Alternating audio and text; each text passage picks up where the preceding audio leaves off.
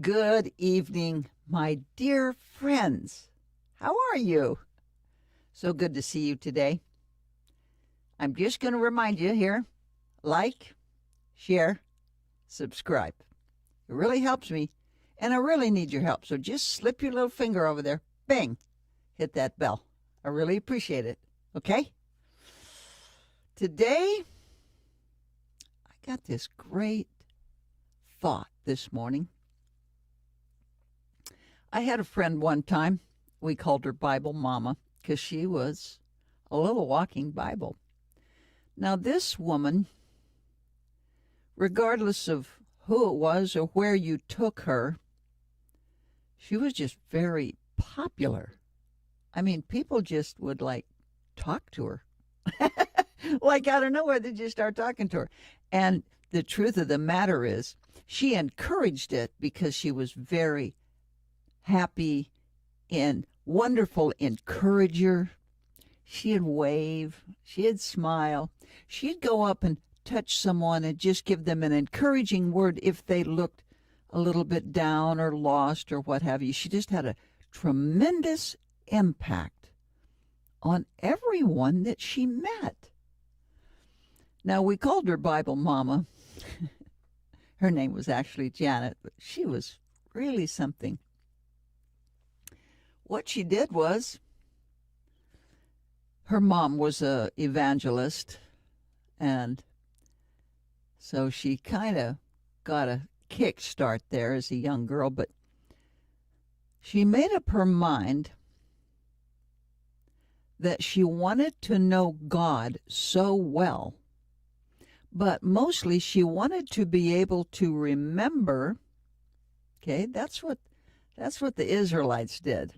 They did Psalms to remember the words of the Bible and the thoughts of God, okay, which is kind of cool.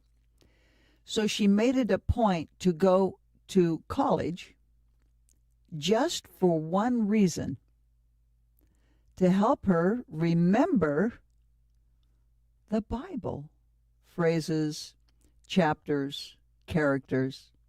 She wanted to know the Bible.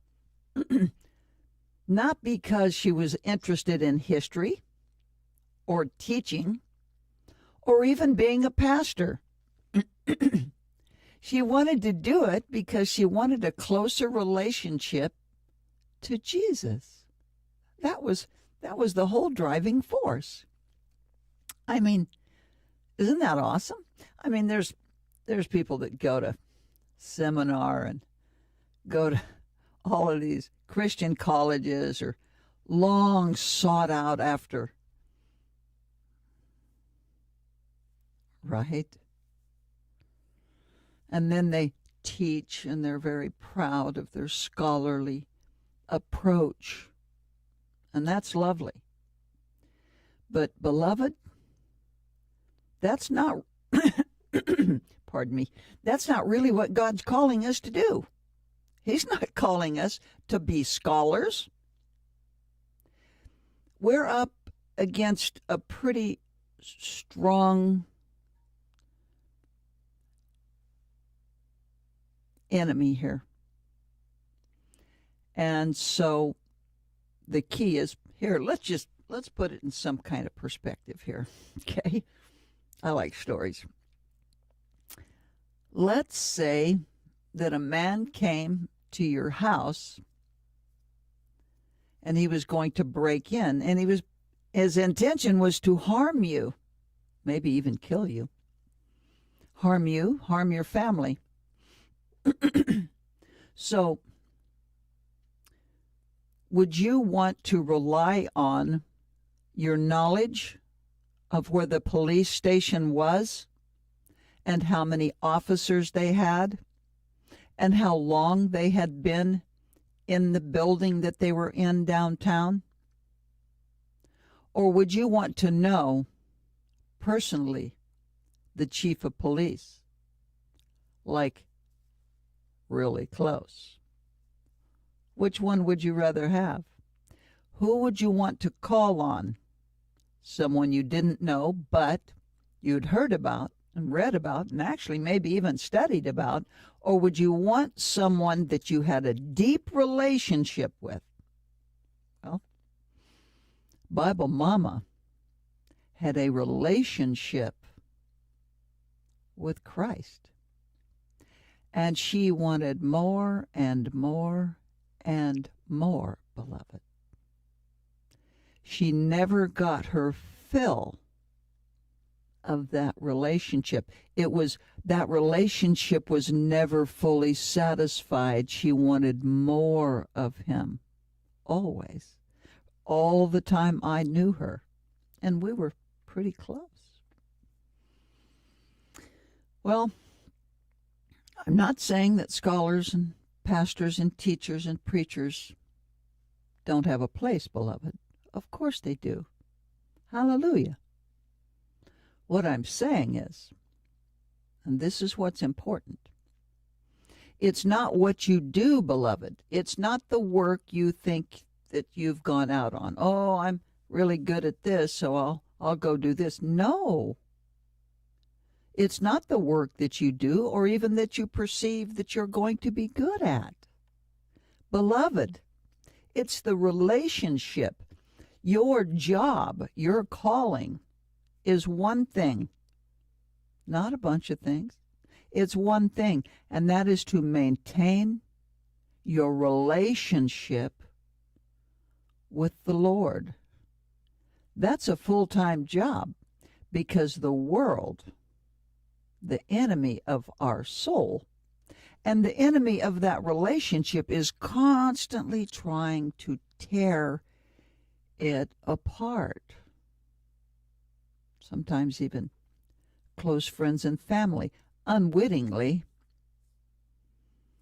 destroy our relationship with Christ by their words or their actions. Right? Your relationship should be your number one thought. Not about, hey, you know what, I'm really good at this, so I'm sure this is what, You should not be worried about your calling, beloved. You have but one. He'll take care of all the rest. Don't you see? The closer I become, the more we are one. And I don't even have to ask his will. I am his will. I become his will and his purpose. Therefore, my purpose is fulfilled because I am his purpose. That requires flexibility. We cannot be stiff. Well, I'm good at this. I never was good at that. I never was, I don't look good on camera. I can't possibly do that. I have a lousy voice, so I'm not going to try it. I tell you, Bible Mama didn't have a good memory. Her desire was not to try to be something, but to remember so that she could reach back in her little toolbox and find that word of encouragement, because that was her heart. She wanted to encourage other people. She wanted to be able to reach back into something that she knew was powerful, his word, period. It just is. It's like, wow, okay? I don't care who says it. You speak it out, and it's going to be powerful. Very powerful.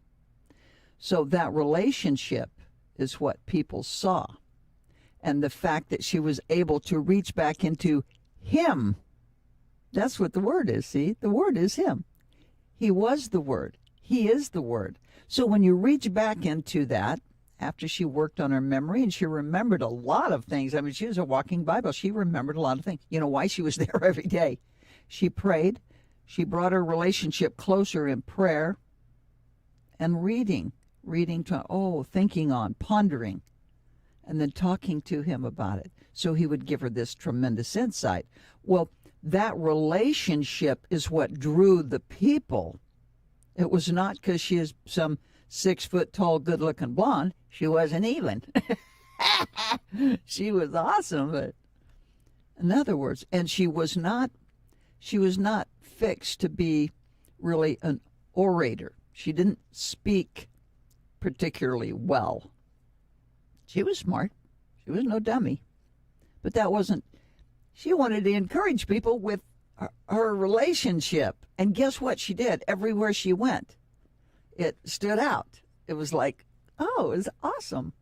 I mean, you should have, I'd take her to the grocery store and people go, hey. They just start talking to her. It was so awesome. It was so lovely. She's gone now and she's with the Lord. I'm sure she looks down on me intermittently and says, Pon, you're doing good, or whatever. She would have been really impressed with this studio that we put together here, but that would have been right up her alley. She might have been a little shy on camera, but maybe not too much. She was pretty, she relied on the Lord for everything. In fact, here's what happens. Her family, because they understood her power and her relationship, they were always going to her, Mom, could you talk to Jesus about, they'd get their boots stuck in the mud, and then, Mom, could you talk to Jesus? I need help with this.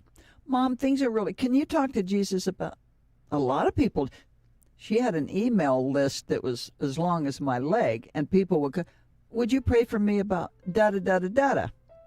They did this because they understood her relationship. So, beloved, remember, it is not the work you do. It's not what you think you're called for. It is always 100% of the time, beloved. 100% of the time. It's going to be based on your relationship with Jesus. 100% of the time. And that means whether it's talking with your family, recovering from some illness, getting healing, helping others, encouraging others, whatever your state, beloved, your number one job, your number one thing to be powerful and to walk in the Spirit and the power of that Spirit is your relationship with our sweet, awesome Lord. Okay?